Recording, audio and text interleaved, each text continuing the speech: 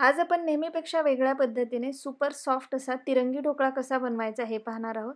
खूप सोपी आणि झटपट होणारी रेसिपी आहे आणि ढोकळाही खूप छान होतो, खायलाही टेस्टी लागतो. आता आपण वेळ न घालवता रेसिपीला सुरुवात करूयात.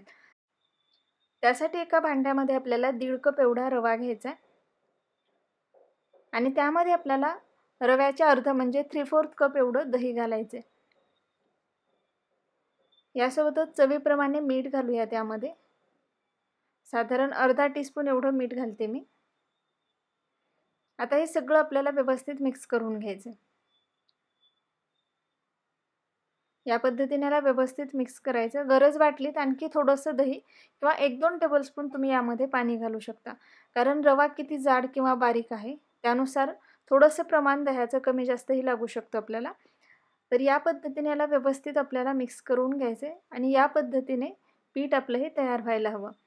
तर बघू शकता आता हे 10 ते 15 मिनिटासाठी मी रेस्ट व्हायला ठेवणार आहे. म्हणजे आपला जो रवा आहे व्यवस्थित भिजतो. 15-20 मिनिटं झाल्यानंतर आता भिजलेला जो रवा आहे त्याचे आपल्याला 3 भाग करून घ्यायचे. तर सारख्या आकाराचे 3 भाग करायचे पिठाचे आपल्याला.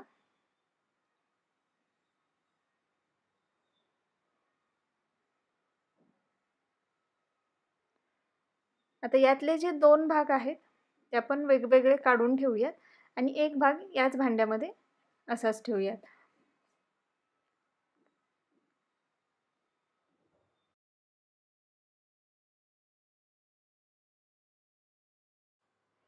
आता हे जे पीठ आहे यामध्ये आपल्याला हिरवा रंग येण्यासाठी पालक प्युरी घालायची.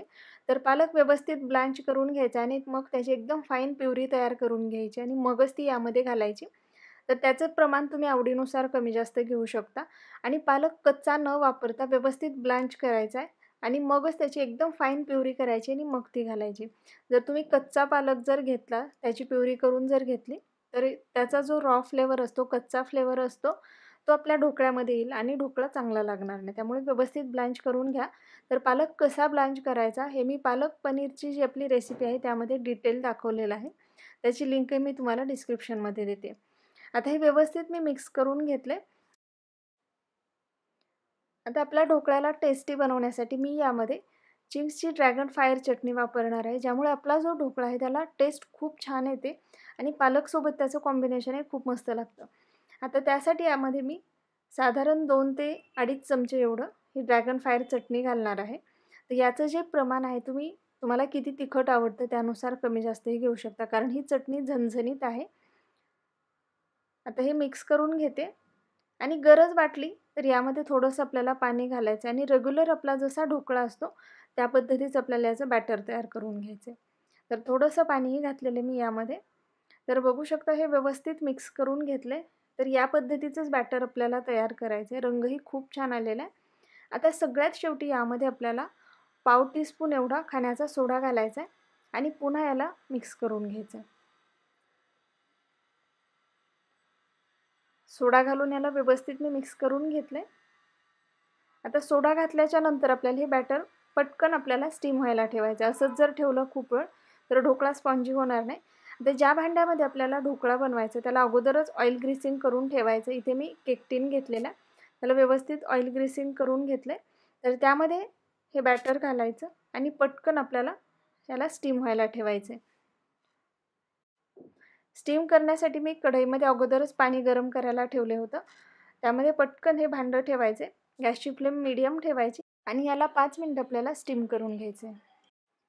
5 मिनिटं आपला ढोकळा स्टीम होतोय तोपर्यंत आपण जो पांढरा आपल्याला ढोकळा बनवायचा आहे त्यामध्ये बाकीचं साहित्य घालूयात. यामध्ये मी पाणी घातलेलं आहे. पाणी एकदाच न घालता थोडं थोडं घालायचं आहे. म्हणजे अंदाजही येतो आणि बॅटर आपलं परफेक्ट होतं. जसं आपण रेग्युलर बेसनचा ढोकळा बनवतो त्या पद्धतीचंच याचं हे बॅटर बनवायचं आहे. तर यामध्ये मी पाणी घातलेलं आहे आणि अजिबात यामध्ये लम्प्स होऊ द्यायचे नाहीत. तर बघू शकता व्यवस्थित या पद्धतीचं बॅटर तयार करायचे. आता मी यामध्ये पाव टीस्पून एवढा खायचा सोडा घालणार आहे आणि याला मिक्स करून घेणार आहे. फक्त यामध्ये सोडा घातल्यानंतर आपल्याला हे बॅटर तसंच खूप वेळ ठेवायचं नाही. पटकन याला स्टीम व्हायला ठेवायचं आहे. आता याला व्यवस्थित मिक्स करून घेतलं आहे. तोपर्यंत आपलं जो पहिला ढोकळा आहे 5 मिनिटं स्टीम झालेला आहे. आता हे भांडं पटकन काढून घ्यायचं आहे आपल्याला आणि यावरती पटकन आपल्याला जे दुसरं बॅटर आहे ते यामध्ये घालून त्याला व्यवस्थित पसरवून घ्यायचं आणि ही जी प्रोसेस आहे आपल्याला फास्ट करायची, कारण आपला जो पहिला ढोकळा आहे तो पूर्णपणे स्टीम झालेला नाही, त्याला आपण अर्धवटच स्टीम करून घेतलंय. या पद्धतीने जर बनवलं तर याचे जे रंग आहेत सगळे सेपरेट राहतात, आपले जे लेयर आहेत ते व्यवस्थित येतात. आता हे बॅटर घालून पुन्हा आपल्याला मीडियम फ्लेमवरती याला 5 मिनिटं स्टीम करून घ्यायचे आणि तोपर्यंत आपला जो तिसरा रंग आहे त्याची आपल्याला तयारी करून घ्यायची. तर जे तिसरं बॅटर आहे त्यामध्ये पाणी घालायचं. पाणी थोडं थोडं घालायचं आपल्याला, एकदाच न घालता, आणि याला व्यवस्थित आपल्याला मिक्स करून घ्यायचं.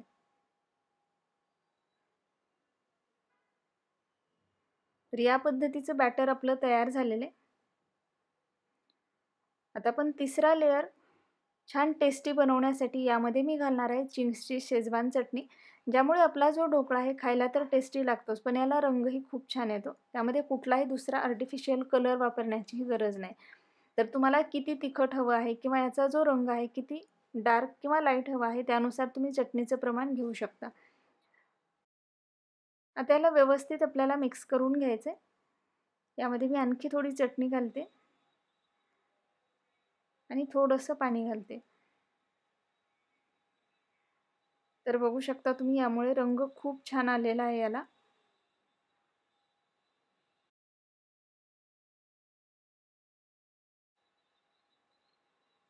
आता यामध्ये आपल्याला खायचा सोडा घालायचा, तर पाव टीस्पून एवढाच घालायचा, यापेक्षा जास्त घालायचा नाही.